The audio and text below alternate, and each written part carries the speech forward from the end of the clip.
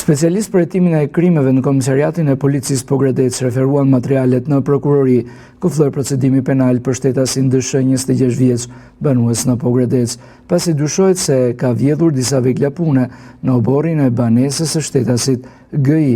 Shërbimet e sektorit qarkullimit rrugor arrestuan flagrant shtetasin atë 22 vjeç, banues në Korç, pasi në aksion rrugor Pogradec-Korç, në afërsi të fshatit Çorav në Pogradec, u kap duke drejtuar automjetin në gjendje të dehur. Specialistët për hetimin e krimeve të Komisariatit Policisë Korç arrestuan flagrant shtetasen RM, 38 vjeçe, banuese në fshatin Kallamas Pustec, pasi dyshohet se ka ushtruar dhunë fizike ndaj vjerrës së saj, e cila u pajis me urdhër mbrojtjeje.